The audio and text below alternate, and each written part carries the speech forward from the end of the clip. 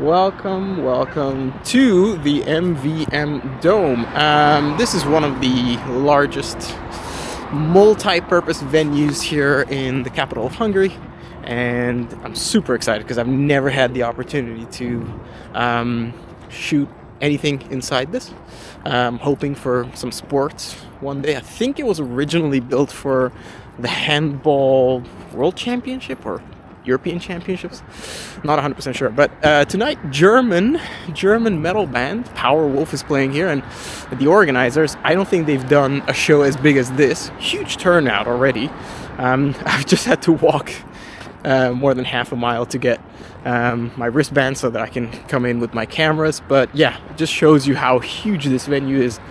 Every car park is just full.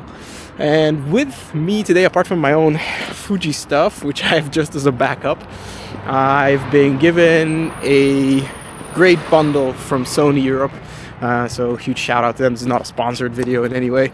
I'm just very happy that I made some connections inside Sony, and so I get to test out their camera. And today, I've got the one I would love the most. That's the Alpha 1. And I've got 3 lenses with it. We've got a 12 to 24 2.8, which is going to be great because this band is very crowd centric, and so if I can capture the crowd and the band at the same time, very good. I've also got a 85 1.4, I think, which is going to be good for some mid-range shots. And then I've got a sniper rifle with me. I've got a 300 f2.8, which is the lens I've been dying to try, and so I finally get to do it. So far so good. I couldn't take any drone shots, unfortunately. There's an authorization zone which I'm not allowed to enter, so there's that, sad face. But apart from this, the first band is starting soon, so I get to go in there and see what the lights are like and what configuration they have the stadium set up. And yeah, huge turnout. People are still outside from what I can see, so yeah, exciting times. And then tomorrow, another band. Yeah, hope you stick around. I'll let you know what I think about the Sony setup. I've already tested Fuji versus Sony in a concert setting, but this is a much larger venue and a completely different arsenal of lenses, so we'll see how it performs. If you like it, stick around. If you like it even more, subscribe. This is what I'm doing. Lots of tech reviews.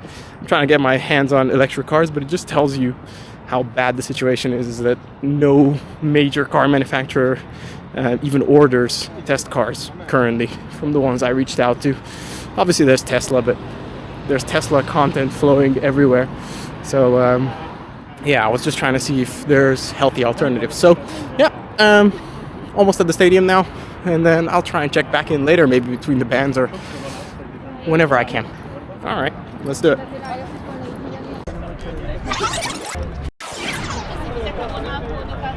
Just so you know, there's 3 lines as big as this, so humongous. All right, let's get inside.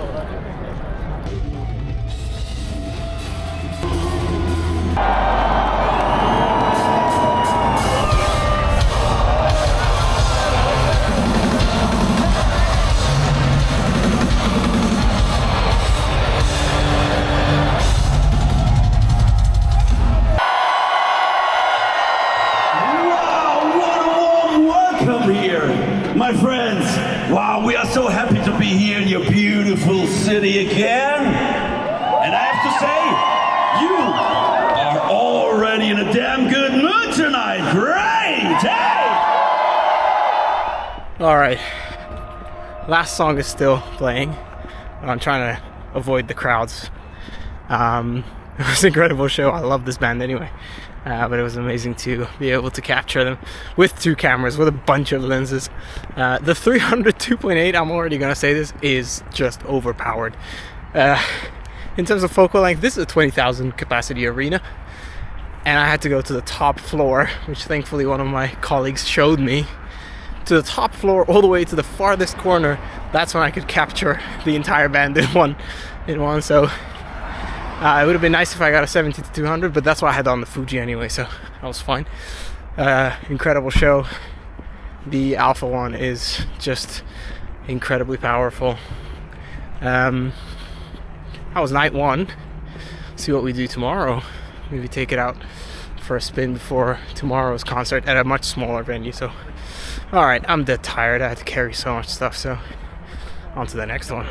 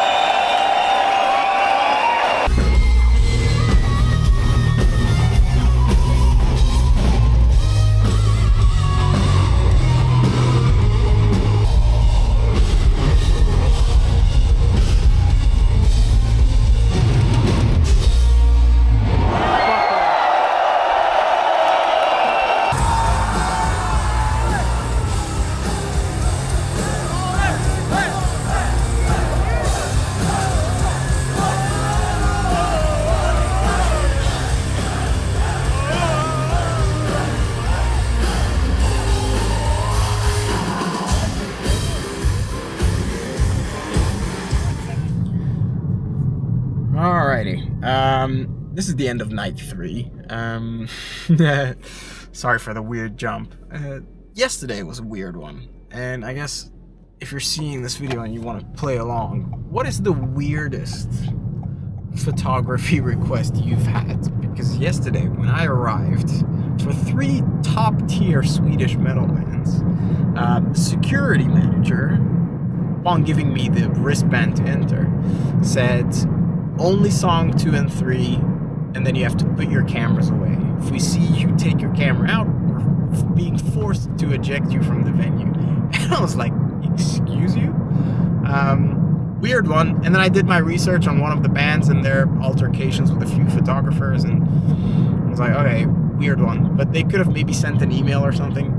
It's a very weird feeling standing there with expensive gear, really good bands, good lights, and just can't take any more pictures. So you're forced to do what you're set out to do in 6 minutes, basically, and amongst roughly 15 other photographers. So yeah, very weird. And then this was night 3, where there was no photo pit because the venue was quite small, and the photo pit is literally 1 person wide, so they don't let anybody in. I'm like, okay, whatever.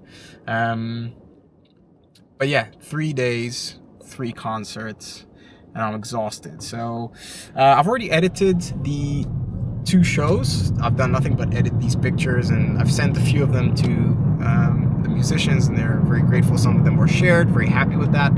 And then this night 3 is a disaster. The worst lights I've ever had in a venue. Even the lighting engineer of the band, because I was invited by one of the band members, said, I'm so sorry, I can't make it any better. They just laughed it off. So, okay, well, I don't want to make it too long. I guess in a few seconds, we'll cut to looking at the pictures and maybe drawing some conclusions about the 3 lenses. So, alright, see you there. I guess let's go through what I've got, and maybe just the lenses in a little bit more detail. So the Alpha one with the 12-24 super wide angle lens, which I'll be honest with you, I'm a little bit disappointed in. I thought I'd like it more, but it just didn't give me that image that I was looking for, and often it would distort some people's faces a little bit. Just didn't like it that much. The second thing is, hopefully this is visible, it's got a bulbous front element. So putting any sort of filters on it is not going to be a thing. I mean, you can do drop-in filters and all sorts of stuff, but it's just a hassle. And I also had earlier this year the 1635 GM2, much better, and I much more preferred it as well, because when you're down in the photo pit, you kind of sort of want to go up to 35 with one of your cameras, and then have something else for a little bit more intimate shot. So the 12-24 for me was constantly twisted to 24 when I was down there, and 12 when I would turn around and try and photograph the crowd. But yeah, I don't know. I just didn't like it that much. It's not a bad lens in any way. I mean, come on, it's a Sony native lens, but yeah, 16-35 is much better. So if you're sort of hesitant between the two, I'd go for the 16-35. And then again, I'm gonna try it out in nature, and hopefully, maybe I'll get some great mountain shots. I'm not gonna be able to do any seascapes, but even then, if you wanted to do any sort of a gradient filter or something, it's a tough one. So that's one of them. The second one is the 85 1.4, and now obviously we've just heard about the GM2. So there's a newer version, because this is from 2016, so it's 8 years old at this point, at the time of filming this. And, you know, it does have a clickable aperture ring, so it does sort of cater to video needs, but 85 is just not my type of thing for video. It is great optically. I did for a long time think, but obviously I did my research now, and it does have linear motors, but it feels like a stepping motor, and I'll be honest, I'm just gonna pop this on now, and maybe I can demonstrate to you. But it does tend to pulse a little bit more than I would like it to, and it does hunt, and at times it does sort of struggle with finding its way back. If it, you know, in a concert photography environment, if you're doing shots from the crowd, there'll be lights blasted at you, and so you really are putting your camera to the test. Let's see what we got. And you can hear it.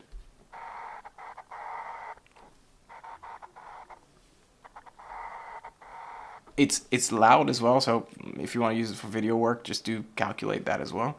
But it does hunt. So here at home, I was doing a test between an object on the table and then at the back wall, which for an 85 is good because it's within sort of that range of cool and close to its focusing distance, but definitely, of course, within its focusing distance, both of them. It does annoy me. It does pulse and hunt a little bit, and it is in the settings, so I checked as well, but this is an 8-year-old lens and it just got refreshed, so maybe hopefully I'll get my hands on the GM2 at some point.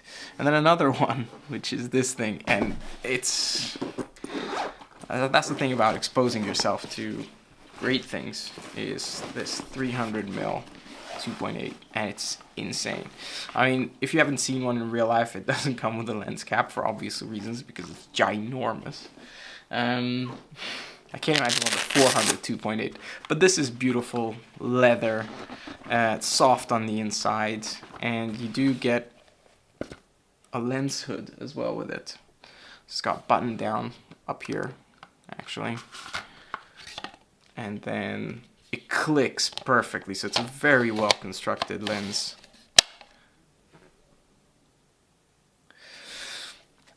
Controls as well, it's got a control ring as well, which I use for Super 35 mode, so you get a little bit more of a punch in from 300mm as well. Of course, it's got action buttons and the usual gadgets over here between your focusing distance, full or 6 meters in this case. Yeah, optically stabilized, different modes, manual focus toggle, nothing out of the ordinary. It's very well constructed, and I'll tell you what, this is just the vain side of things. When you walk around with this, of course, not only do other photographers look at it like, oh wow, okay, cool, you got one of them, but also people in the crowd just kept making way for me, and this was an event with like 20,000 people, and people just kept sort of like, oh sure, please come through. Which was awesome.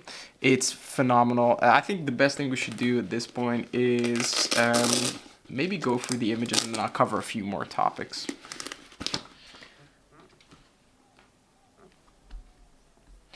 Okay, let's get started with this huge MVM Dome event, and I shot with both the Fujifilm and the Sony.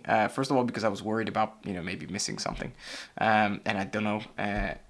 And obviously for comparison's sake as well. And some of the images are denoised and some of them are not. I mean, unfortunately, that's an artifact, but fortunately we do have some solutions, you know. So, okay, let's go through this. This was a great band, Windrose, very fun. And the one thing that you have to know about, and this was a very cool example of it happening. Let me see if I can find an image of this gentleman's outfit. Yeah, here. On his shoulder is a mask. And guess which camera couldn't differentiate between his actual face and the shoulders?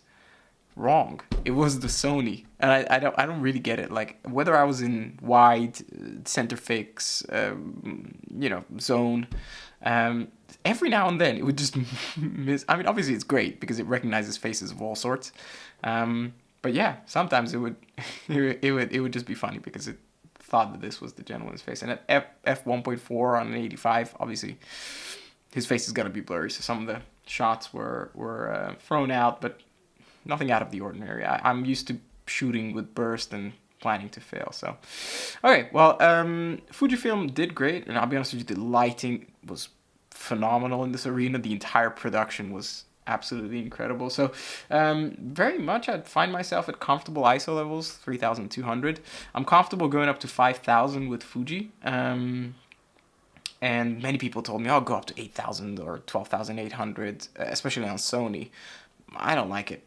So I'd say both of them sort of measure up to 5,000 ISO very, very well. One thing I noticed is, in terms of colors, Fuji is well known for its color science, and I think this is the first time I truly saw what it could do.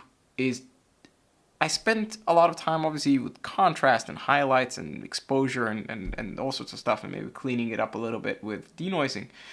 But in terms of colors, I had to work harder on the Sony, which was surprising. I mean, this is their flagship camera, and it's much better than, you know, cameras from 5-6 years ago when it comes to Sony. But the A7R5 and the A9 III, I think they do have a newer color science in them, so I didn't really have to do that the last time I had this in my hands. So, okay, let's go through some of these images. 300mm 2.8. I mean, this was my favorite shot of the evening, and this was shot halfway down the stadium. Phenomenal. The compression is great. The colors, it just handled everything so well. And if we look at it, yeah, it's at 300mm, of course, 800th of a second. It's at f7.1. So I mean, you had a lot of room left to go. Yeah, it's just so good to capture dynamics between the band members this way. This one, let's see what this was shot with. This was the 85, because this was sort of a quarter of the way from the stage. And it definitely handles situations like this better. I don't know if that's the AI chip telling the camera what to do, but obviously I closed down my aperture a little bit from 1.4, and I tried to go a little bit faster. But actually, this is only 640th of a second. But yeah, I did this last August with the Fuji in a different venue, and it was also just constant flames going for a German band, and yeah, just handled so much more than the Fujifilm does in situations like these. Yeah, the flames were non-stop, by the way. I mean, how cool is this? This is a nice sort of more of a journalistic shot. I'll be honest with you. I don't know why I did it. But yeah, I just love the fact that there's so much that you can explore with a 50 megapixel sensor and with a lens as capable as the 300mm. So, okay, night 2 was a sort of mid-sized venue, and I was surprised that, to be honest with you, the level of detail that I'm getting from the 26 megapixel Fujifilm is really good in and of itself. Some of the shots are denoised, some of them are not, as you can see, but I do like my black and white, and I do prefer the data that the Fujifilm sensor gets when it comes to color. You do get you know, an insanely good sensor with the Sony, but in terms of color, the Fujifilm is just something that I can play with more and not get sort of weird artifacts. But yeah, of course, Sony will win in terms of resolution, in terms of autofocus most of the cases. I did find that in this evening, the camera would sometimes pick up the mic stand in front of the person's face. And it's like blaringly obvious. And I've got it set to subject detection, human face, eye. So it is what it is, but you know, I know that the A7R5 didn't have this issue. So I know that that's a generation newer autofocus. So I think you're seeing where I'm going with this overall. In terms of concerts, geez, it was a very, very good evening. But this is a good example of what this image looked like, right? And this was a shot that I was contemplating. There's another shot where there was more light on Anders' face here. And that was just, yeah, that was trash. I couldn't recover it in a way that it looked presentable. So, you know, just food for thought. And again, wow, 50 megapixels. You're able to cover each and every person. They're recognizable. Sure, there's some grain left. I didn't want to denoise it too much, but there was just a certain ambiance. But here, colors, right? I don't like these type of images where, and Canon cameras do that in concert photography, where you have to sort of choose between very blue, no detail, and detail, but person looking like they're deceased. It's just my opinion, take it or leave it. So I guess this was very, very good though. The separation is incredible, and this is actually the 1224. I mean, yeah, just really, really good background separation. So it is capable, but I just prefer the 16 to 35 as I mentioned. So just something to keep in mind, I guess. Battery life I wanted to mention, and it was very strange on the first night. I found that the battery was draining rapidly, and I only got one battery. I didn't prepare the list properly, and I forgot to put, hey, give me 2-3 batteries if you can. And I thought, okay, it's going to be okay. But it started descending quite fast before the first concert, and so I thought, okay, I have to do something. And I tried to switch off the NFC. I updated the A1 to the latest firmware, and I couldn't find how to switch off NFC, so I just put it into airplane mode, and it's been in airplane mode since, and it's really good that way. So just keep that in mind. If you are experiencing rapid battery sort of usage, yeah, put it in airplane mode and it's completely fine. What else was there? Ergonomically great. The button layout by default for me is perfect because it's, you know, I'm not a Sony user, so this is how it is, and I sort of got used to it. Where's the focus mode? Where's the white balance and stuff? It is a heavy camera for sure. Comparing it to a Fujifilm, but the X-H2S is the heaviest out of all of them in terms of APS-C. So yeah, just keep that in mind. Not that much of a difference, but you will get tired after a while. But if you are using a well-balanced lens, like the 7200 from Sony is really, really good, and the 300mm as well, don't really feel it. You got a good grip on it. So with SD cards, because I didn't have a CF Express A with SD cards, my buffer was around 60 images. So when it was down in the photo pit and I go to medium or high, I found out very quickly that around 65 images it needs time to quickly write onto the card. But it's good that you have an internal buffer, and it is quite generous. I mean, 65 images is something. So I just moved down to low for the time being, considered my shots more carefully. And the last thing that I wanted to quickly conclude with is file sizes are huge. I mean, it's 110 megabytes per raw image uncompressed. So if you are going for maximum quality, if that is a requirement for you, just do consider that every 9 shots is a gigabyte.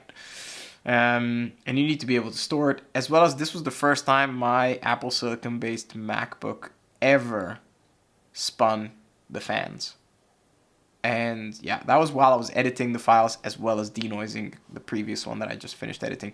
Cool. It might just be a Lightroom optimization thing, but if you are using Adobe's suite, then yeah, do consider that it is huge, and it is something that your computer will continue to require more and more power as you use it more. So yeah, that's about it. 1224 doing its thing there. Good shows, good times, and in the next few days I'll try and get a little bit more of a daytime usage for it, just to see if there's a big difference. I'll be taking my own stuff as well as the Sony loaners with me. All right, thanks. I don't really know what I was thinking trying to do camera tests in the high Tatras at this time of year, because wait for it, there's a pretty large lake over here surrounded by the mountains. And as you can see, not much visible. Alright, well, it is what it is, but it is gorgeous, and so I feel no remorse whatsoever. Very,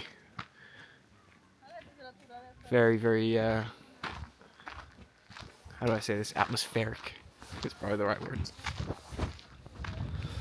So it's the next day now, and we return to the lake because ideal conditions. The only exception is that I'd love to use a CPL on this, but I can't. So it is what it is. It's gorgeous though.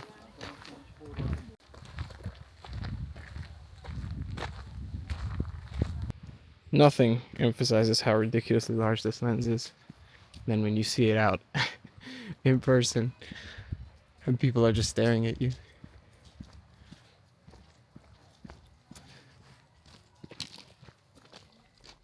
Okay, let's start this bit with a quick comparison, right? So which one is which, right? One of them is a APS-C sensor with 26 megapixels. The other one is a 50 megapixel full frame sensor, right? For 2.5 times the price. This is the sort of difference that you get, right? And now before you judge, let me zoom out. Which one is which, right? Which one is left, which one is right? Let's go for it again.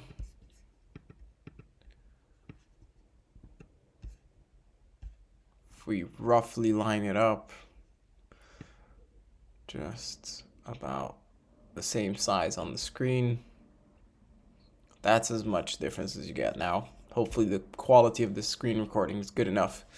That's the Fujifilm and that's the Sony. But in reality, when zoomed out, and I tried to get, it's the same focal length, and I tried to edit it the same way. But yeah, I mean, you don't see almost any difference apart from sort of how saturated the blue is here, and just a little bit different in terms of color, but in terms of texture, and it's mostly the details. You just have quite a lot of detail. So megapixels do count, and I am sort of shifting towards having more is having better. But for what it is, and for 40% of the price, the Fujifilm is doing quite great. So, okay, let's go through some of the images that I've selected here. Nighttime shot, handheld with the 85 1.4.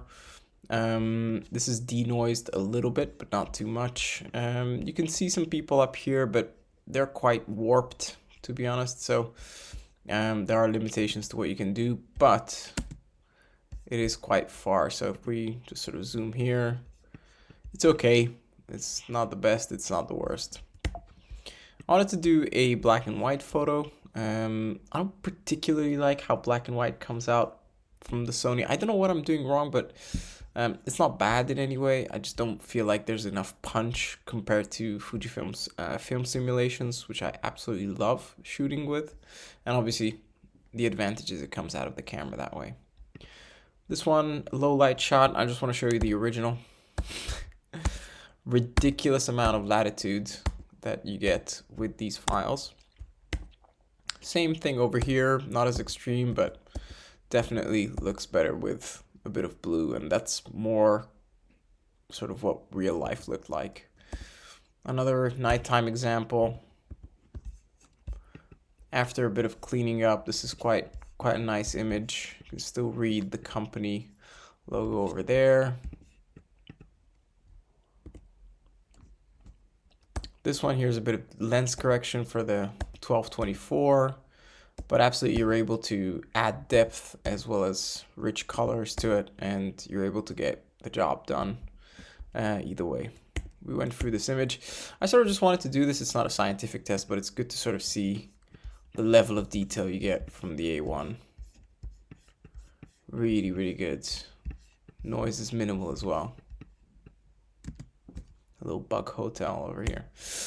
This one was easy to select because I just sort of wanted to see how much contrast you lose. This is how it came out of the camera. Once there is, so this is obviously lens dependent as well, but how much sort of contrast you lost because of the sun. But you are able to sort of bring it back and add colors back and reduce the highlights and stuff. So good. Even added a bit of radial gradient here just to get that sort of detail back. This is a better attempt at the black and white, much punchier 1224 GM lens, doing really well on this one. This one just shows you how much detail there is in this image, and wait for it. This is the shocker. This is a pretty severe crop from that 1224. So honestly, I can't really complain. This was a little bit interesting, as I mentioned the auto white balance thing, that I prefer the auto white balance, but it does have, even between shots, right? There's a moment where this guy blocks the source of one light over here, but there's a large window on this side, from this side of the image, and just look how much difference there is if you look at this point over here. Bluish, warm. Interesting. Very good amount of dynamic range here. Sky, sunlight, shadows over here, good texture. There's just so much data available. It's incredible. Sony, very good punchy colors. I feel like if this was a Fuji image, this would have been a little bit colder over here. It sort of gets washed out with these colors, but you know, you'd have to just do a little bit more granular work with the Sony files.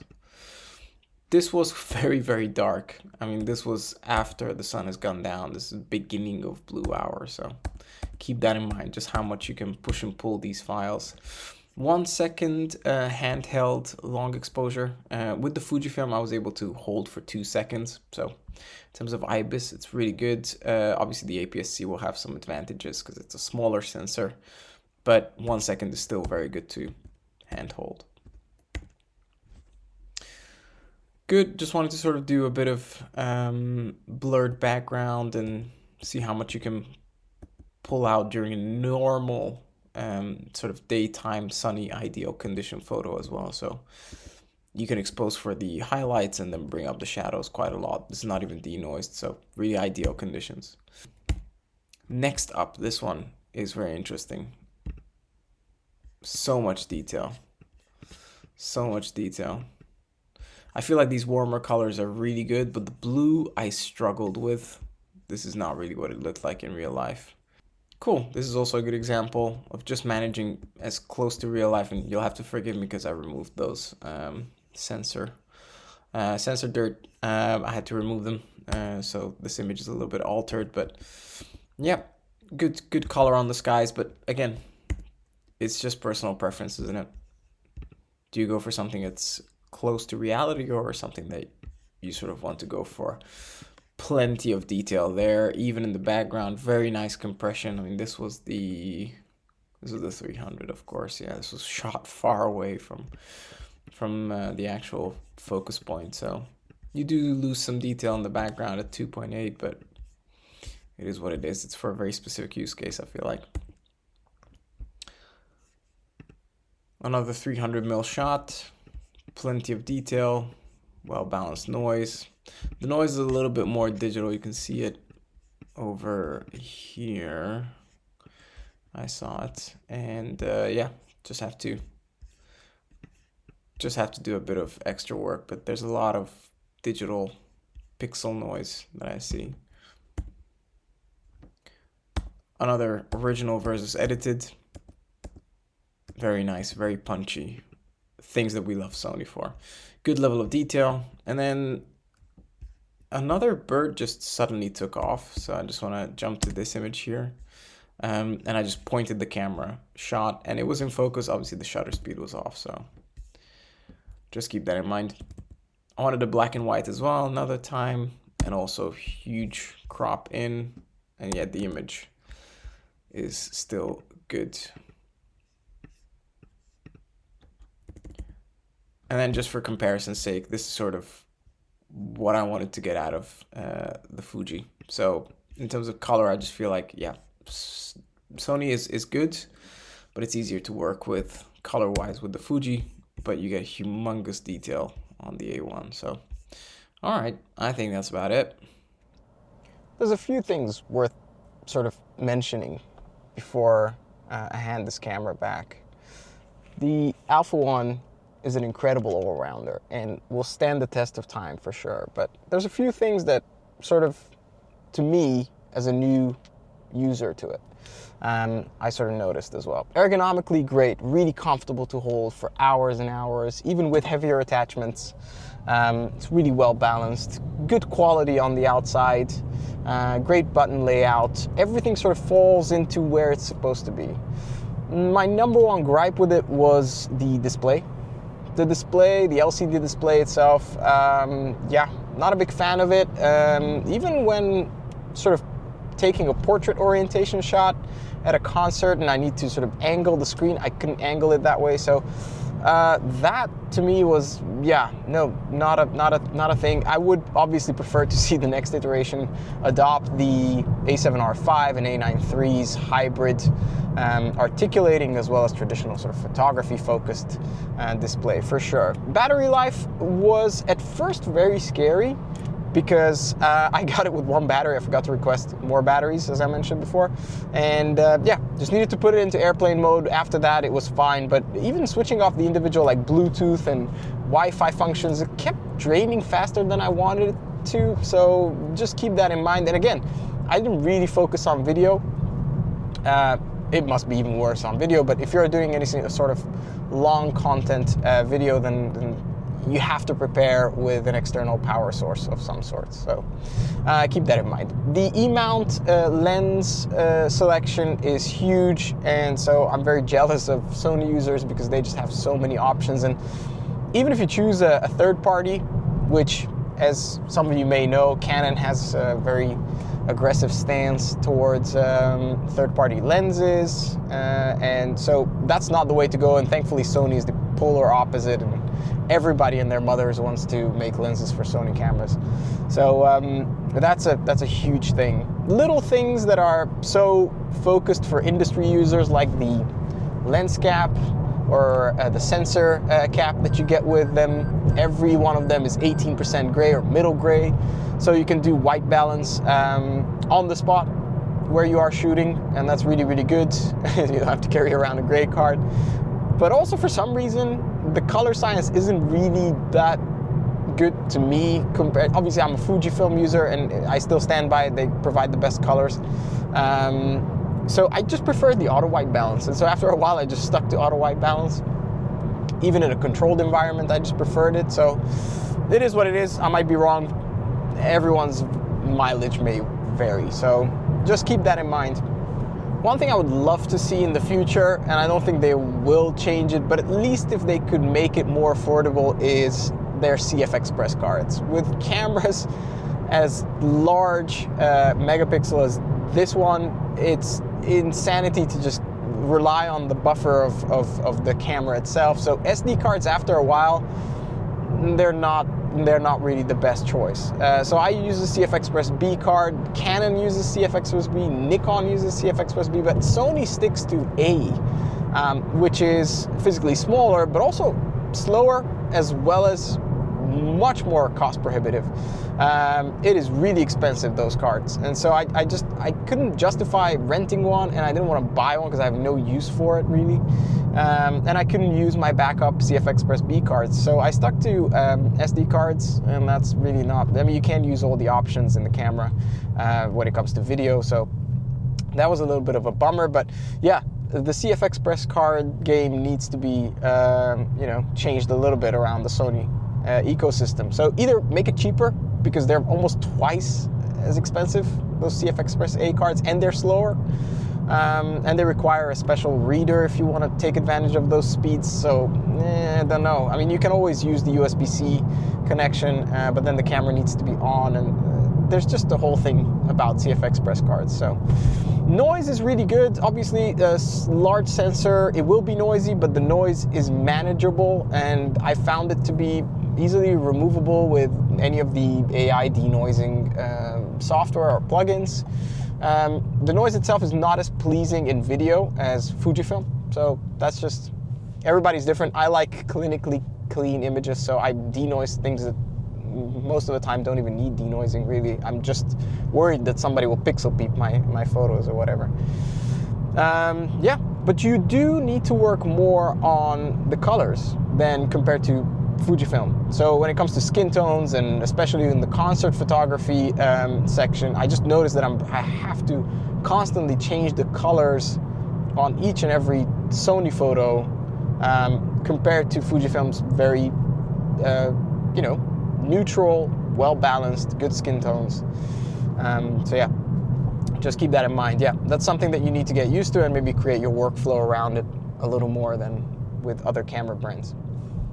I think worth mentioning is the software experience. The new Creators app is great. It does get the job done, but it does disconnect quite often, and it was, you know, quite late to the game, really. And I would also like a little more flexibility. In the Fujifilm X app, one of the things at least Fuji got right for sure is the fact that you can create presets and save them into the app. Whereas with Sony, you can create your settings, save it onto the SD card, and so each time you format that, and I'm one of those people that formats their card after every day or every shoot, I end up wiping my presets. I'm sure there's a computer software that can do it in the Sony ecosystem, but in reality, why can I not just save it into the Creators app? And again, they might patch it, or it might be there, but I just didn't notice. But I noticed that once I do my settings, I end up wiping all of them each time I sort of format the SD card. That's very strange. So maybe if somebody knows, they'll let me know. So just keep that in mind, that they do need to work on their firmware game as well as their software game. So the Alpha one is in a weird place, frankly speaking. It's $6,500, and the successor to this is unlikely to be any cheaper. So most people still prefer to pick up something that's more of a specialist than another specialist cameras, especially when the combined price of the two is practically the same. I don't know, I love all-rounder cameras. I love to just be able to pick one camera up and do anything. Somebody needs a quick creative shoot on the street, I can do it, and I can deliver good quality.